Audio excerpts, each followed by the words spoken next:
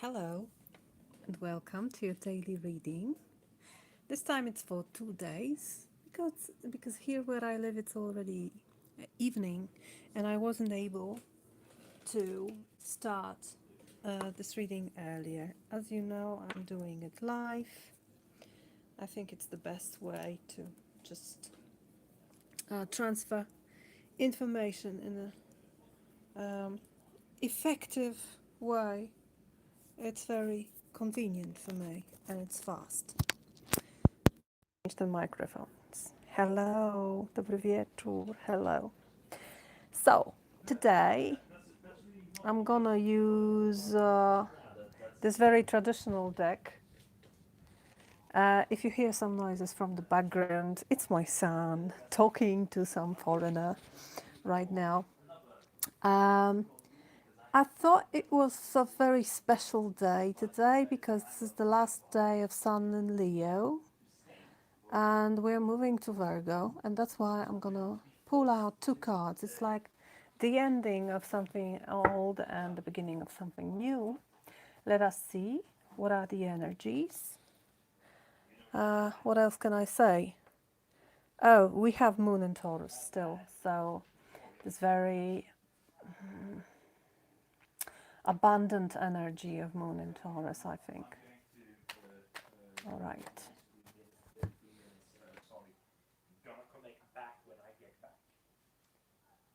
Sorry for the noises. Okay, let us see for today, which is the 22nd of August 2019, and for tomorrow, which is the 23rd of August, with this change of signs, change of energy into more earthy, prudent energy of Virgo. Let us see. What are the energies? Two cards for this. Yep.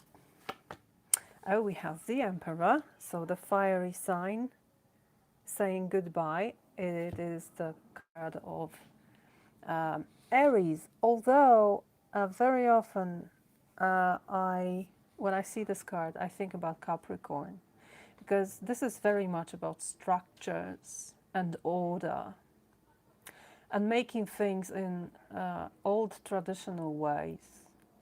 So there are two facets to this Emperor. So we have structure, and then we have Five of Swords. Oh, this is harsh. What I see here, it's quite harsh because we have, but we have this at the bottom of the deck. So we have, I think both these energies are quite masculine, and this excels power, whilst this one is afraid of someone else's power. It's like seeing enemy in a person while they can be your friend or at least ally. Five of Swords is very much about hitting first in order not to be hit, attacking in order not to be attacked, being afraid of showing the soft underbelly. So what we see here in this picture is someone who took over the swords of these two people. It's always about gain and loss. There is no win-win situation when we see Five of Swords. It's always about what can I have from the things that I'm losing right now. There are two possibilities here. I can have five swords and lose two friends, or the other way.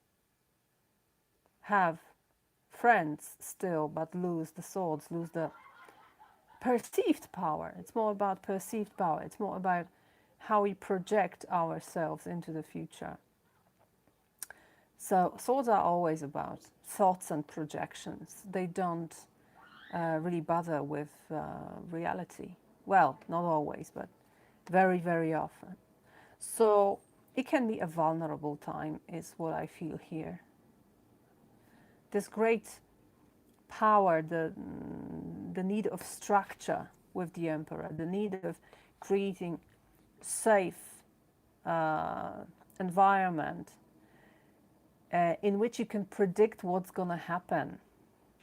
This is quite stiff, you know. There is no chaos in the Emperor energy, but there is also little life. Sometimes we think we are safe and abundant when we can predict future, when we can nest ourselves in reality and sort of use mathematical projections in order to see what's going to happen. That's not how the world works in its abundance. So I think there's fear here of losing something safe and well known. And we can be prone to harsh reactions in order to save it. But still there is progress, because after 5 there comes 6, and 6 is always about harmony and balance. So this may be a turning point from a situation where you feel very safe but also stuck. And the way out of these situations usually go through some tipping points. Something needs to change drastically. Something needs to be lost in order to be gained. It's what I feel here. Let us see what's the advice for us.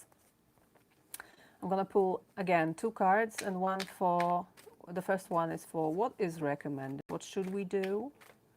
What's best for us? Where should we focus? For our greatest good. Oh, this is judgment. So lots of major arcanas today. And first I'm going to pull another card to see what's the spectrum of this. What's the axis? What is not recommended? What shouldn't we do? What's there to avoid? Where not to put our focus and attention? The Fool. So we lots of major arcanas. Yeah, and there is some finishing here. Something difficult, I think, finishes here. But still, it's not the time to just leave it and start something from scratch, from zero. The Fool is 0. Sorry, my dogs are gonna bark now. First, you need to judge. First, you need to see what's there in the past. What does your experience hold? What is interesting, even if it was difficult? 10 of Wands at the bottom of the deck suggests that there was something overwhelming in the situation. And now the situation is about to end. But the final act is still upon us. We are expecting to rise up from these graves, but first we need to see the past. We need to see the death of something and really make an assessment, evaluate, forgive and forget. Well, maybe not forget, but forgive. There's always forgiveness in judgment. If you are to enter new reality, first you need to make amends with everything that happened. But this may be a turning point which isn't very pleasant, I think, for many of us. Luckily, this is quite temporary energy. So this new energy, the energy of the Fool, probably will appear very soon. But first there's something to be done here. There's this phoenix from the ashes that needs to be burned first in order to be reborn.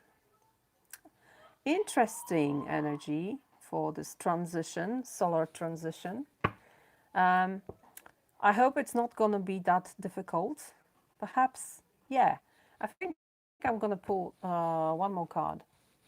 This is from Birds Are Angels Oracle. I find it very comforting. I think we need comfort in these kinds of readings, these kinds of energies. How can we soothe it?